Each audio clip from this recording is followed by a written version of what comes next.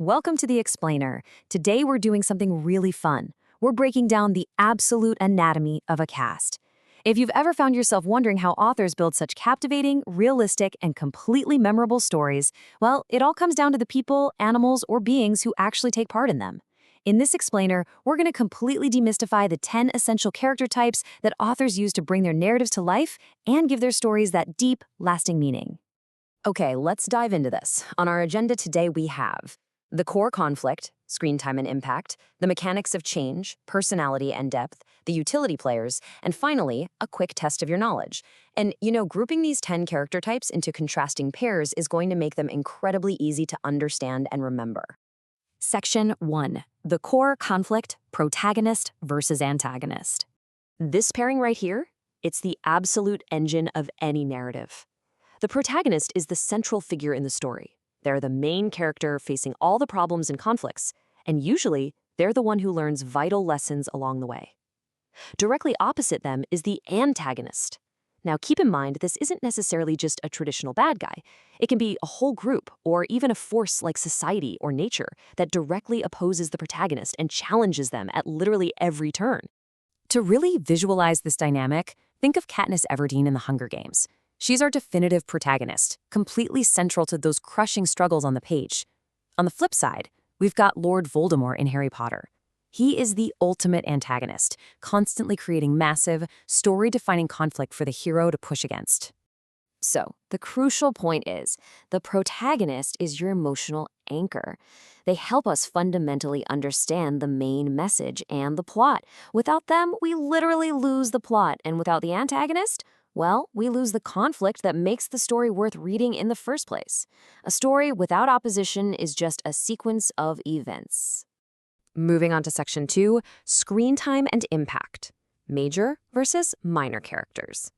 This pairing is all about how much a character actually appears in the story and the sheer weight of their influence. A major character is essential. They appear frequently, they heavily influence the plot, and they actively develop the story's overall theme. A minor character, on the other hand, makes only occasional appearances. They kind of operate safely in the background, just to support the major characters. Let's look at some familiar faces. Hermione Granger and Ron Weasley are massive, major characters. They drive the plot forward constantly and contribute significantly to the entire narrative alongside the protagonist. Compare them to Mr. Ollivander. He's a classic minor character. Now, he's incredibly important in a few very specific wand-buying scenes to assist plot development, but he's certainly not the one you'd expect to see fighting dark wizards in the climax. Section 3. The mechanics of change. Dynamic versus static characters. Here, we're looking deep into the psychological evolution, or lack thereof, of a character, and the difference here is profound. A dynamic character undergoes a significant internal change. Because of their experiences in the story, they learn tough lessons, they develop, and they might drastically alter their core beliefs. A static character remains exactly that, static. They bravely, or maybe stubbornly, maintain the exact same attitudes from Chapter 1 all the way to the very end. You honestly could not ask for a better dynamic example than Ebenezer Scrooge. His massive, fundamental transformation from a selfish miser to a generous friend, that's the entire point of his story.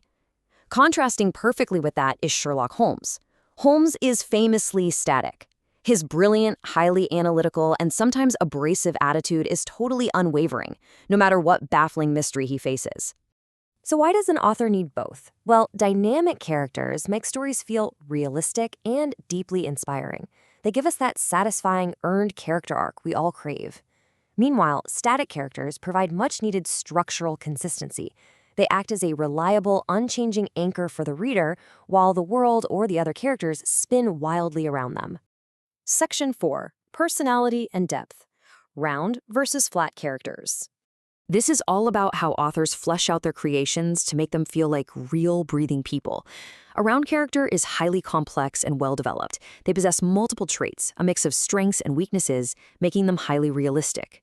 A flat character is remarkably simple, usually possessing only one or two notable traits with very little development, making them instantly recognizable. Think of Elizabeth Bennet from Pride and Prejudice. She's a brilliantly round character. She's complex, flawed, deeply intelligent, and incredibly relatable. Contrast her with the classic strict teacher archetype you see in so many coming-of-age stories. The strict teacher is a flat character. They merely exist to create a hurdle or push the story forward, without requiring any deep personal backstory. Section 5. The Utility Players, Foil and Stock Characters. Now, what's really interesting about this slide is how authors use these highly specialized literary tools for specific narrative effects, starting with the foil. A foil character exists specifically to contrast another character, usually the protagonist. Their sole purpose is to possess opposite traits that reflect and highlight the specific qualities of the hero by being their total opposite. For instance, look at Draco Malfoy, serving as a foil to Harry Potter. Draco's wealth, arrogance, and selfishness perfectly contrast with Harry's humility, bravery, and self-sacrifice. By putting them in the same room, the author helps readers better understand exactly who the hero is, mostly by showing us exactly who he isn't. Our final utility player is the stock character.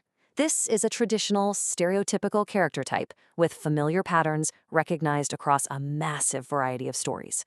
It's an easy-to-spot stereotype that actually saves the author a ton of time, quickly signaling a specific role to the audience without eating pages and pages of exposition.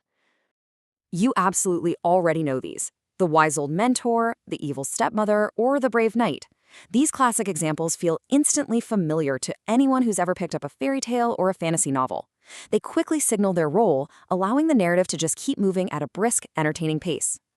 And this brilliantly illustrates how it all builds into the big picture. This is a perfect visual cheat sheet summarizing all 10 character types, their descriptions, and the key examples we've covered.